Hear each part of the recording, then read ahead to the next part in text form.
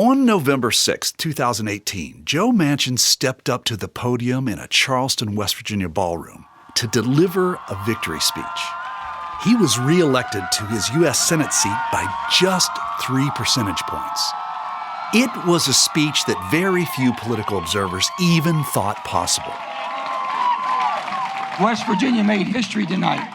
Nobody has ever won. Nobody in the United States has ever won in a state that the president in the previous election won by 42 points. The opposite party wins.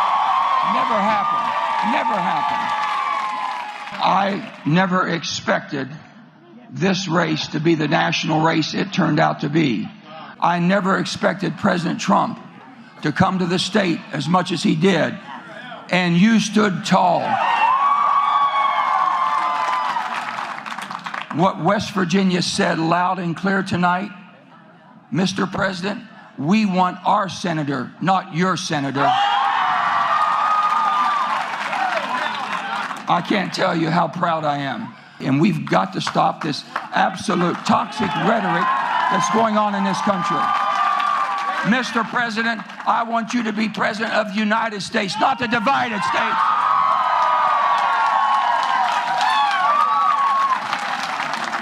I'll finish with this. I believe in you more than you believe in yourself. And tonight, we showed the whole world we believe in West Virginians, and we will fight for West Virginians. And it's all about West Virginia. God bless each and every one of you. God bless the great state of West Virginia. And may God continue to bless the United States of America. Thank you.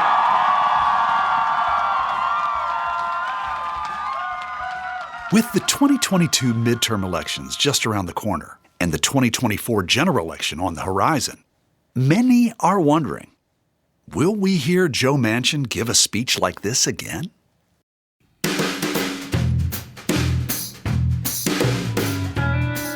From West Virginia Public Broadcasting and PRX, you're listening to Us and Them, the show about the issues that divide us.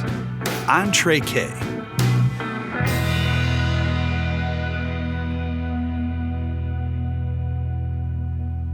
When Manchin delivered his 2018 victory speech, he thanked a long list of West Virginia civic groups who stood by him, from senior citizens to educators, business leaders to the coal miners union.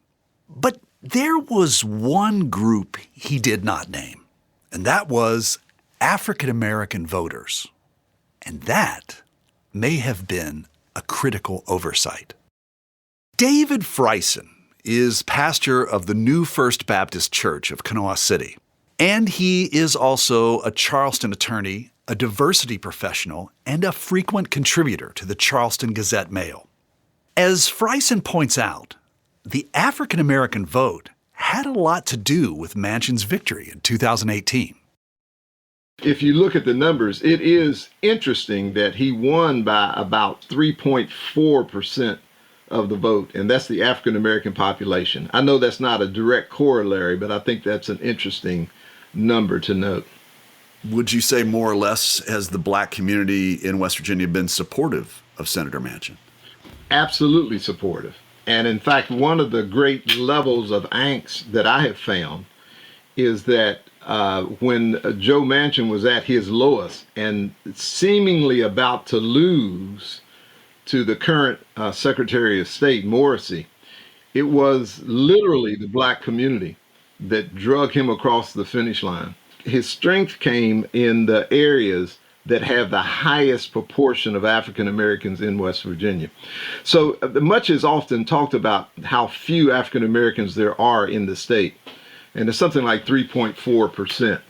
But those numbers are always misleading, because if you look at the population centers, Charleston, Huntington, Beckley, Jefferson County, those areas are areas of strength in African American numbers. For instance, in Charleston, the African American population is about 15% now. And so to talk about the statewide numbers being low really undercounts the level within the metropolitan areas. There are significant numbers of African American voters in those population centers. And when those votes in that last election came in, it was those areas that allowed Senator Manchin to win. And I think he knows it. I mean, I don't think he would disagree with that because Morrissey had very, very little African American support. Friesen says Manchin has enjoyed strong and long-standing support from the African American community. But he doesn't believe that support should be taken for granted. When you see Joe Manchin, you feel seen, right? I mean, you feel like he knows you, but it is worn, to my mind, with many people within my community, it is kind of worn thin, kind of the good old Joe kind of personality. In terms of the African American community, the senator was given a lot of leeway because of our allegiance and belief and support of his uncle, A. James Manchin, who back in 1948 stood up for African Americans at a time when that was extremely unpopular around the country. He stood up for a public accommodations bill when he was in the House back in 1948. Many people believe that he lost his seat because of that. Well, when you have that type of name recognition with the name Manchin, he stepped into that support and has always done just enough not to lose it, but at the same time, he has never, to my mind, done enough for him to deserve it. The conventional narrative suggests Manchin is a rare politician who can win against the odds with an unfavorable electorate. But Friesen believes that narrative is flawed because it misses one critical point, that Manchin himself is responsible for the long odds that he faces. My challenge is, under his tenure as the Democratic leader, he has virtually destroyed the Democratic Party in West Virginia. It's Manchin all the time, positive or negative, and I just think that people have just become anesthetized to the fact that Manchin is our guy, Manchin is in control, and he needs to be in control.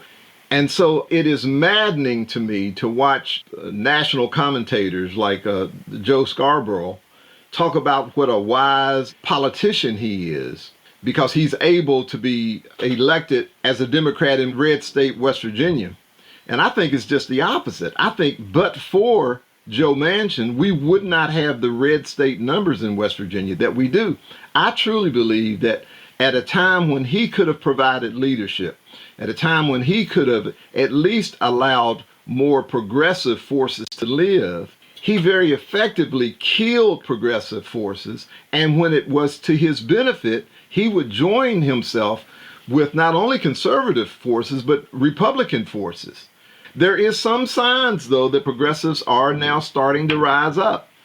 But unfortunately, they're rising up from a grave that was unnecessarily deep because of Joe Manchin. To win in this political context, Manchin needs to align on many issues with his Republican opponents. Ultimately, Friesen believes that's a losing strategy. The Democratic Party in West Virginia has become Republican light under his tutelage. And so rather than having a counter that would counter the far-right populism, would be a left populism. And so we don't have that counter. And so I truly believe that Manchin has allowed, if not empowered, the lurch to the right because he has killed any counter to it. That's a difficult argument to make, but I truly believe that, and I feel like that I'm watching that in real time, that many people that I know that would stand up for things such as the eradication of poverty, who would stand up for things such as minimum wage, they're looking at his example as a so-called moderate Democrat, and they're saying, well, there's no difference between what the people on the far right are saying and what the so-called Democrats are saying. And so if your choice is between an authentic Republican and an inauthentic Democrat, you'll go with the Republican because it's real, because what they're doing is real. All of this leads Friesen to believe that progressives in search of meaningful change must be ready to sacrifice short-term political power. I don't think there's ever a bad time to stand up for truth. I don't think that we can afford to issue away things that have an underlying of truth. I believe it is a difficult and unachievable trade-off when you trade off the courage of your convictions to have short-term power. And to my mind, better to lose short-term power and stand for conviction, stand for the truth, than to have what we have now, because it's almost like the worst of both worlds. And I truly believe that when you stand for right, it has unintended consequences. And I don't think we should be so pragmatic in terms of dealing from a political standpoint that we lose the strength of what it means to stand for principles, stand for the poor, stand for right. Because the idea is that, well, later on we'll do what's right, but right now we're going to do what is expedient. But right never comes because you're so mired in it. And I think that's what we're watching right now. And yet you have your preacher hat on now. And when you say that, I think that if you are a Democrat or progressive in West Virginia and you don't show up and vote for Joe Manchin if he chooses to run again, that, to use kind of a biblical metaphor, an Old Testament metaphor, you may be wandering alone in the desert for a long time, for possibly generations. And that's true. But you know what happens when you finish wandering around in the desert? You cross over to a promised land. And perhaps we never get to the promised land because we're so afraid of being in the wilderness for a while.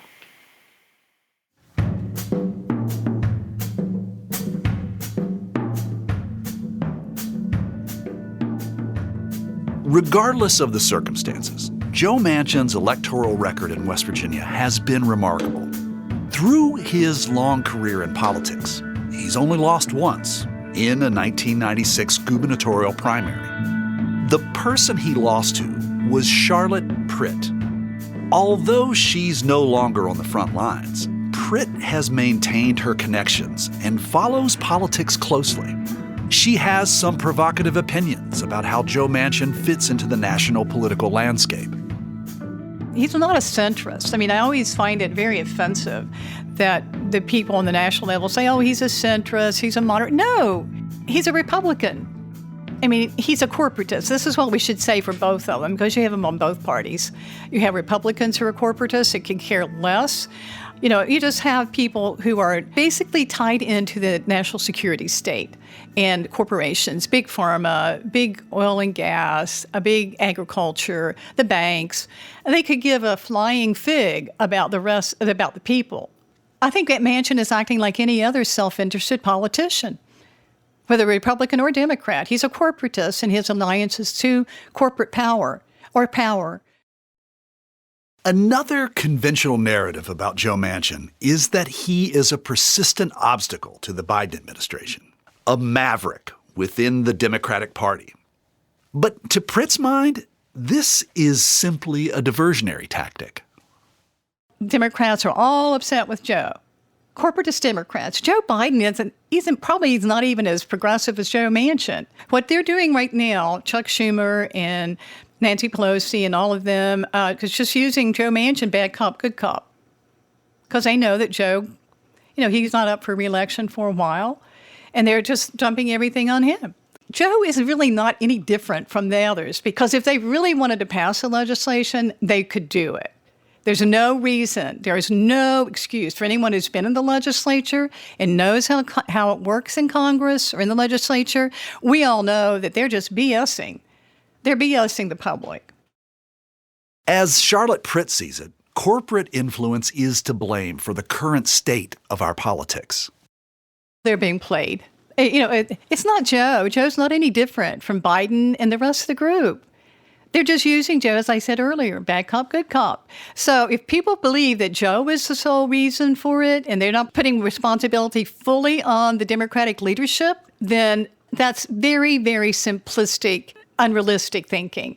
And they need to get over that. They need to be holding their Chuck Schumer and Nancy Pelosi and all these people, Biden, responsible for getting some things done. And what I would say, they're beholden to the weapons industry is what it is. All this is beholden to the weapons. They're all beholden to corporate donors, and none of them are going to go against big pharma, big healthcare, big agri. They're not going to do it, but they can use Joe And Joe doesn't want to do it either, but it's convenient for Biden and Pelosi and others who promised that they would do some things. I mean, this whole thing to think that the Democrats somehow it's all Joe Manchin's fault, it's childish.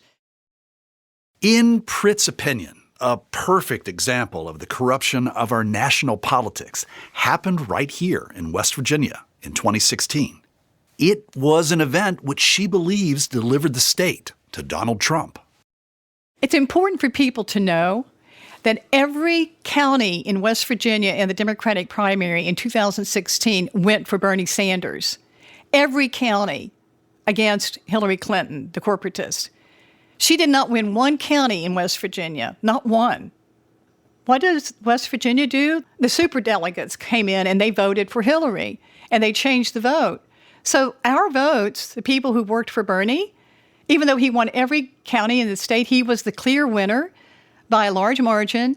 They finagled and gave the votes to Hillary, which is completely illegal and shouldn't have happened. And then when he didn't get it, I think that a lot of people who voted for Donald Trump in the general said, well, we know the Democrats are just a bunch of BS and they turned their back on us. So, well, let's try this guy. Maybe he'll do something. But it's that kind of fraud, corruption that is not only here, but it's on the national level. It's more endemic than Joe Manchin or Trump or Hillary. The whole thing is corrupt. In the end, similar to David Freisen, Pritt believes that convincing people to vote on principle is the only way out of our current political dysfunction. Our loyalty should be to the people, not to a party label, for God's sake, or of either party. It should be to the people. We're there to represent them and to help them. And people get any blue will do, or the lesser of two evils. That's the most ridiculous thing I've ever heard. It makes people sound like complete imbeciles. Any blue will do. I mean, what if Hitler's running as a Democrat? You're going to vote for Hitler? Well, any blue will do. I just can't understand it. People who vote any blue will do or the lesser of two evils are prostituting themselves. And you need to come to terms with it. Because you're not going to make a change by continuing to vote for the lesser of two evil. How long have we been doing that? And we still don't have health care for all. We still don't have free education. We still don't have basic things that other democracies have in every other place in the world, even South Africa. There's no excuse for it. And so we just got to get over it and face the fact that anytime you vote for, whether it's red, Republicans, or Democrats voting for any red will do, or any blue will do, or any corporatist will do, and you're just thinking about winning and a party label, then you're prostituting yourself, and you're just really showing how corrupt the entire system is, because it's not going to change with that. I mean, if you are rational, we've been trying to do that for a long, long time, and look where it got us. Now we're in a situation that's even worse than what we had before. Senator Joe Manchin is reportedly intending to run for re-election in 2024. What do you think his chances are for victory? Well, unless we do something about these rigged voting, he'll win. We need to do something about the voting machines, about holding the vote, all this stuff that's going on, and people want to act like it's not. So if we do something about the voting machines before 2024, he won't win. I'll be honest, that answer surprised me. I didn't expect someone to connect Joe Manchin's political future with questions, legitimate or not, over voting integrity.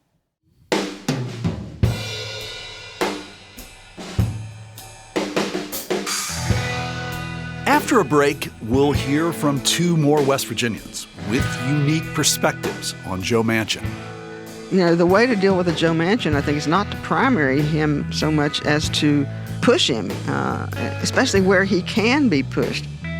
Until you give people an alternative, they're not going to buy into what you're telling them.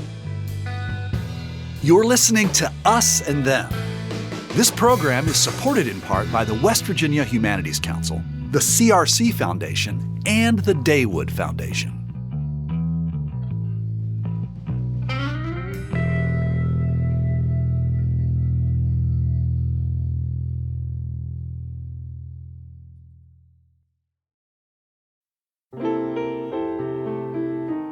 In difficult times, music gives us peace, brings us together, and helps heal us. It calms our nerves and brightens our days. That's why we're bringing you classic episodes of Mountain Stage on air and in our podcast. This is Larry Gross, host of Mountain Stage. Find something that's familiar or brand new and feel the power of live music on our website, mountainstage.org.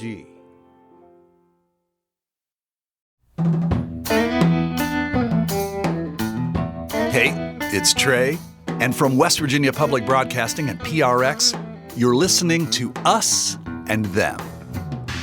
Joe Manchin is not up for re-election to the United States Senate until 2024. We've talked with dozens of people who know the senator and his politics. However, for the past year, Senator Manchin himself has refused multiple interview requests. Still, it has become clear just how much Manchin has shaped West Virginia politics. Even Manchin's only election loss changed the political landscape. His primary opponent in the 1996 race for governor was Charlotte Pritt. She beat Manchin but went on to lose the general election. However, her efforts gave birth to a new progressive voice in West Virginia, the Mountain Party. In the 2000 gubernatorial campaign, the Mountain Party put forward its first candidate. My name is Denise Jardina. I'm a novelist and former college professor at West Virginia State University. Denise Jardina is a West Virginian through and through. Born in coal country, raised in a coal family, her entire life is rooted in West Virginia. She is also a committed environmentalist. Her unsuccessful run for governor in 2000 was focused on one thing: to raise public awareness of the dangers of mountaintop removal by coal companies. After the campaign, her continued activism brought her in contact with then Governor Manchin. She spoke with him at an event at her church.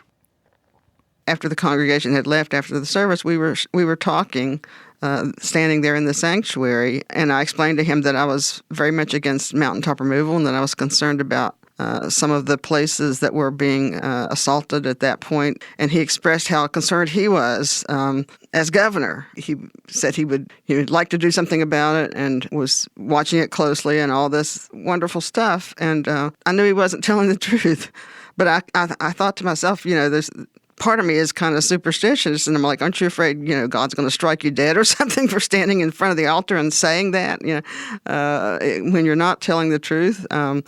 Did you say that to him? No, I thought it. I couldn't say it to him because he was so nice that, I didn't want to make him mad or hurt his feelings. He's very charming in person. To me, that's typical Joe Manchin, I think. And can you say why it is that you knew that he wasn't telling the truth?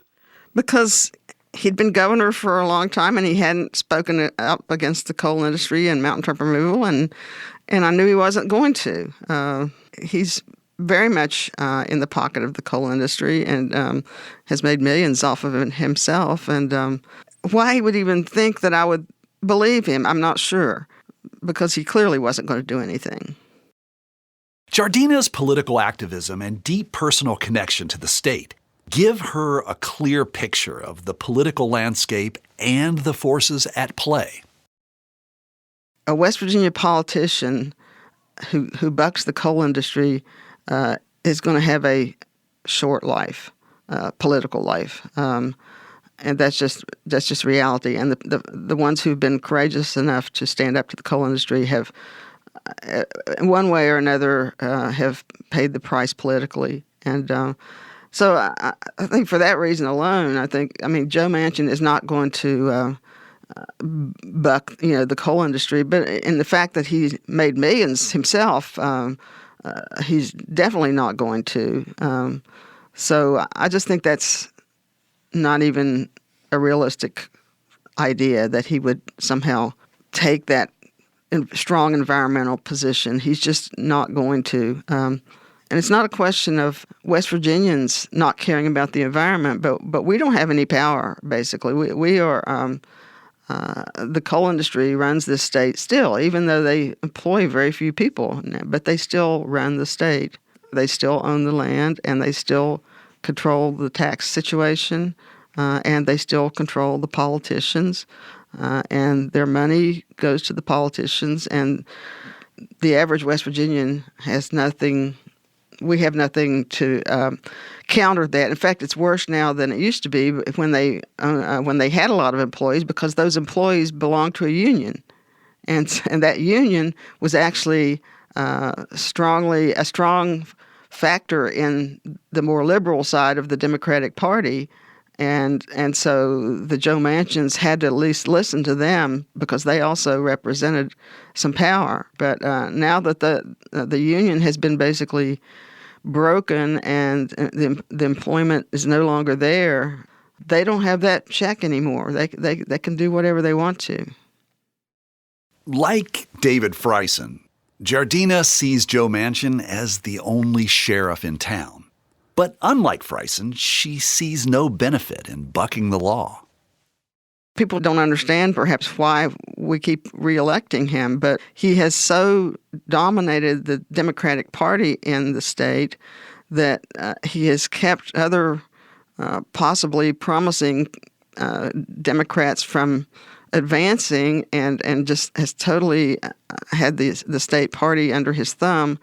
And so we really don't have any choices as West Virginians. It's either Senator Manchin or a really right-wing person like our Attorney General Patrick Morrisey, who is a Trump clone. And so, of course, then when we go in the general election, we hold our noses and vote for Joe because he's not crazy. Why is it that Joe Manchin seems to be supported by both Democrats and Republicans in West Virginia? Joe Manchin, he's not of the Trump camp. He's not as extreme. He is going to vote the right way on a number of issues, actually. And the Republican Party in the state has kind of split off to, part of the party is establishment conservatives who can tolerate a Manchin. And part of the Republican Party in the state now is just, can I use the term bat crazy? I mean, part of the Republican Party in the state is gone extremely to the right. And so the choices, again, that we're faced with are not good. And Joe, in some cases, is better than the alternative. You can get mad at Joe Manchin all you want to, but and I do. But you're talking to people who have no power. What are we supposed to do? Giardina says the 2016 Democratic presidential primary was a critical turning point in West Virginia politics. It changed the views of many West Virginians, including herself. I feel like there's a lack of responsiveness. I think people are feeling a lack of listening, like nobody in the Democratic Party is listening to them anymore. I actually feel some of this myself. I'm not a Democrat anymore. I should have said that perhaps earlier. I'm a registered independent now. I could never join today's Republican Party, but I voted for Bernie Sanders in 2016, like a lot of other West Virginia Democrats did. We picked Bernie Sanders for president. I think he got 16 percentage points or 17 percentage points more than Hillary Clinton. And when our Democratic delegates went off to the National Convention, they cast their votes for Hillary Clinton. And that was a slap in the face to so many people, so many Democrats in this state. And I switched parties at that point to switch to independent. There's a feeling that the Democrats aren't listening to people.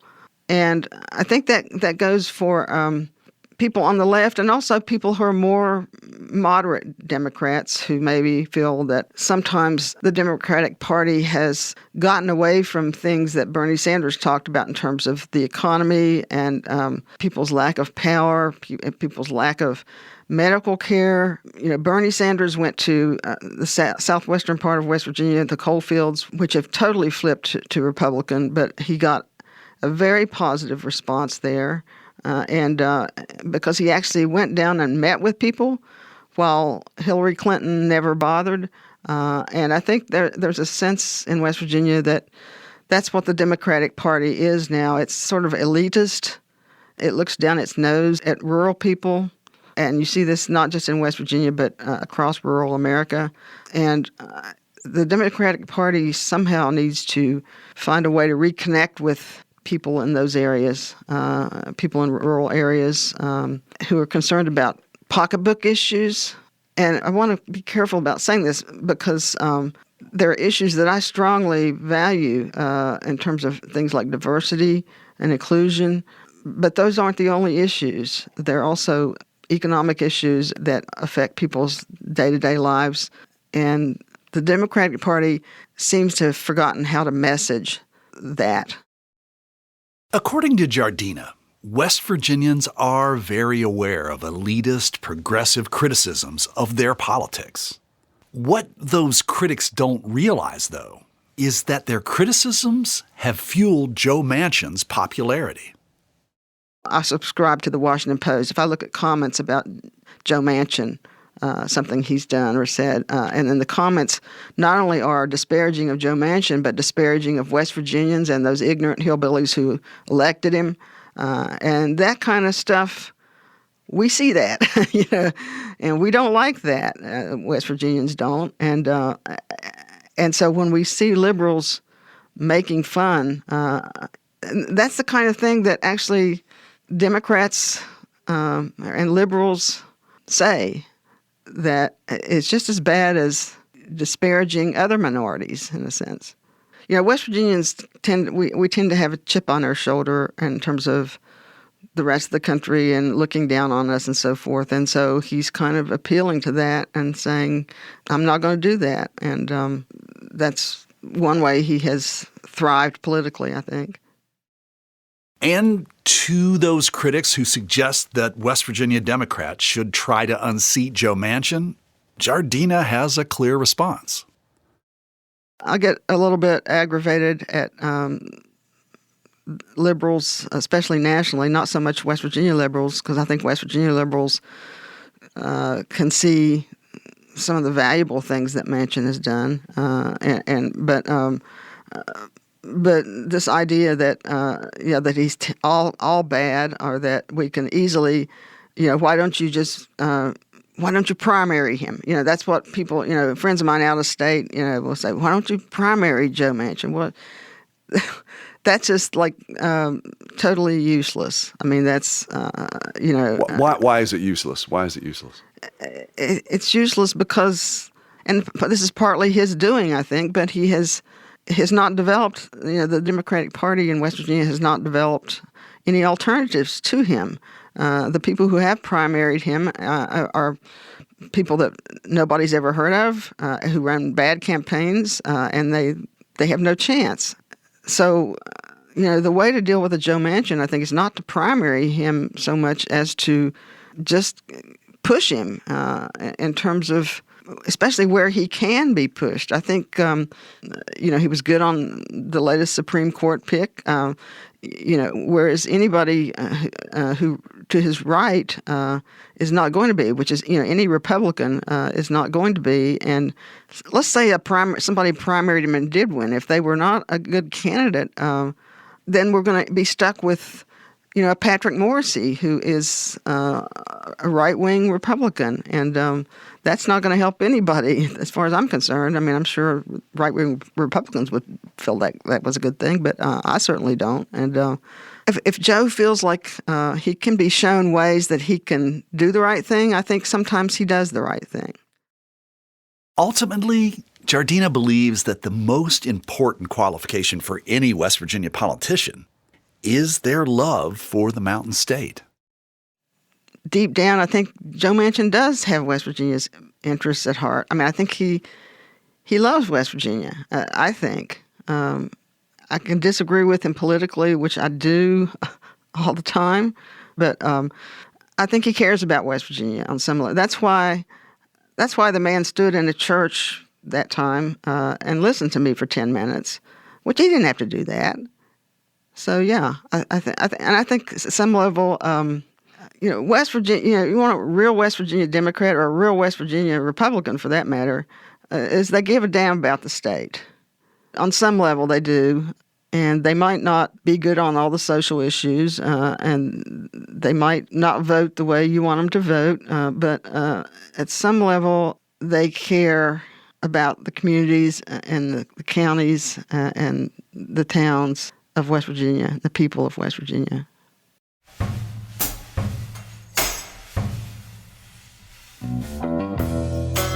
One of the many ways that politicians are judged by their constituents is their ability to deliver government money and programs to their communities. So-called pork projects are critical for struggling economies like West Virginia's. Recently, Joe Manchin delivered the Inflation Reduction Act, which allows the completion of the Mountain Valley Pipeline. It also brings $240 million in clean energy investment to West Virginia. But some of Manchin's efforts target grants for small West Virginia towns. I'm Ann Cavalier, and I am the mayor of Smithers, West Virginia. Us and Them listeners may recognize Mayor Ann Cavalier's voice. She's someone that we check in with from time to time.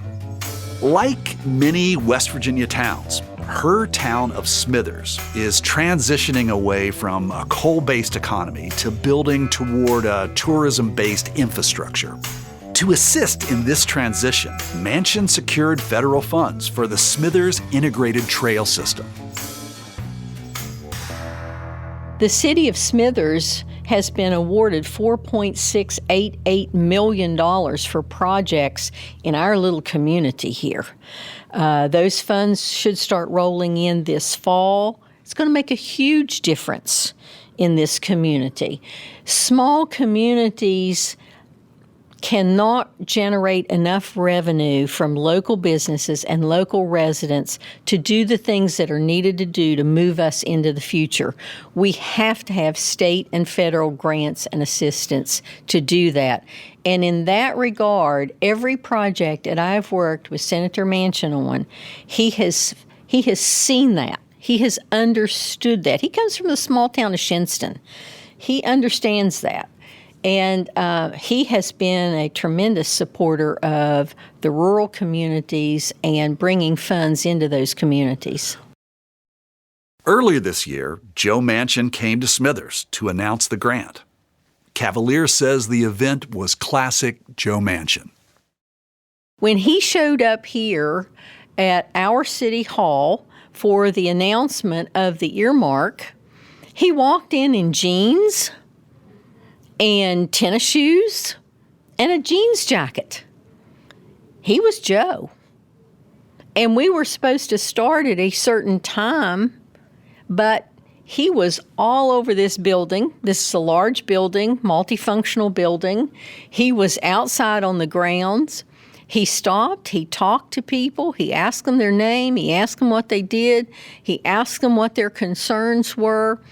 He spent hours here when he was supposed to spend about 15 to 20 minutes here. I think his staff was going nuts. But it was an event that the people who attended are going to remember for a long time because he was Joe.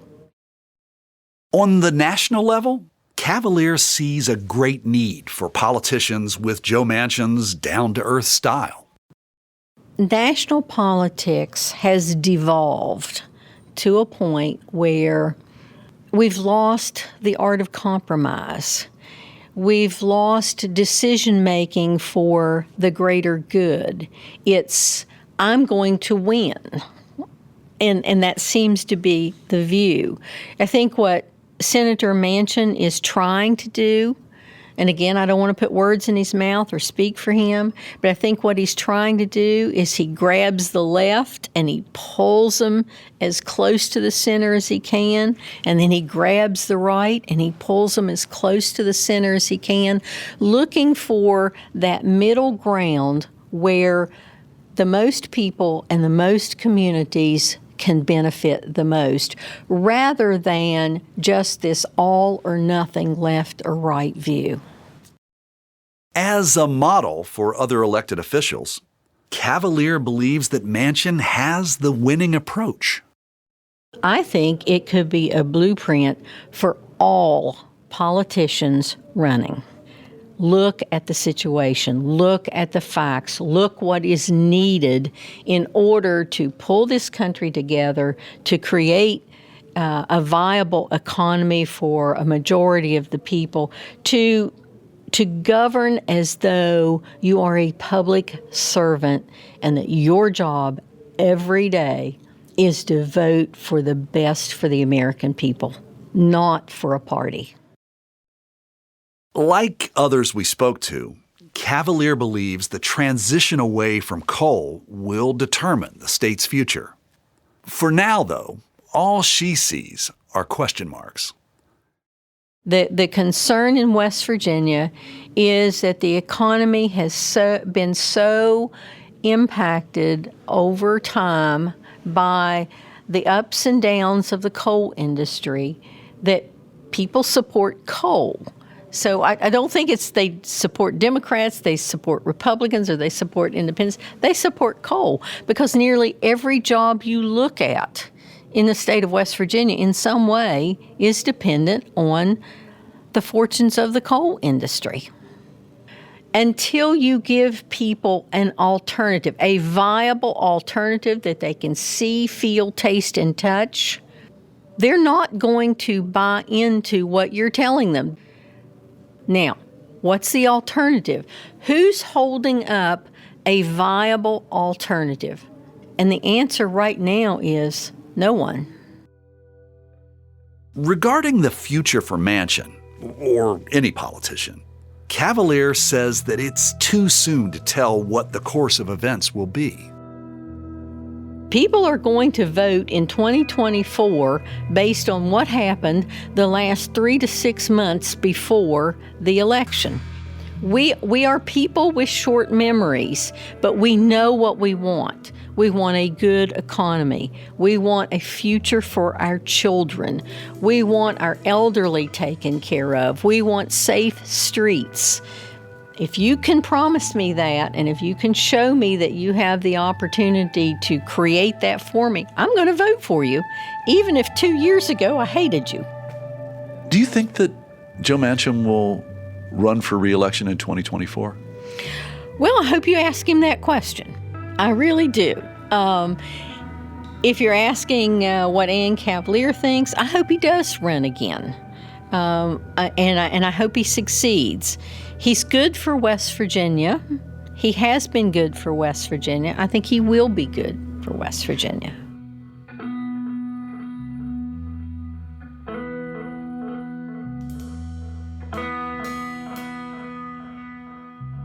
What does it mean to be a centrist? Joe Manchin may or may not be at the center of the political spectrum between us and them, but he always seems to be at the center of the political debate between us and them. And opinions about Joe Manchin often reveal more about the people giving them than they do about Joe Manchin himself. Joe Manchin is a benchmark politician, a unit of common political measure, a reference point. And as a point of reference, he is neither good nor bad. His role is simply to be constant. Most would agree that the political process in our country is broken. The toxic battle between left and right has made us unstable, and few can predict what the outcome will be. Likewise, few can predict what Joe Manchin's future will be. Whether he chooses to remain in politics and at what level, only Joe Manchin can say. But whether he's right or wrong, left or right, it just doesn't really matter right now. He's a point of common reference at a time when we sorely need one.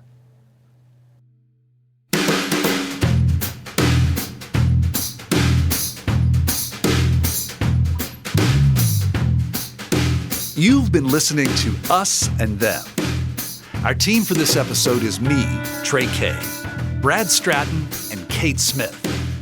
Special thanks to Will Carter. Michael Lipton and Tristan Lozow wrote and performed the Us and Them show music. Mark Lerner designed our logo. The wonderful people at PRX and West Virginia Public Broadcasting make Us and Them possible. So do grants from the Corporation for Public Broadcasting, the West Virginia Humanities Council, the CRC Foundation, and the Daywood Foundation. Us and Them was originally developed with assistance from the Mentorship Program at AIR, the Association of Independents in Radio. We'll see you next time on Us and Them.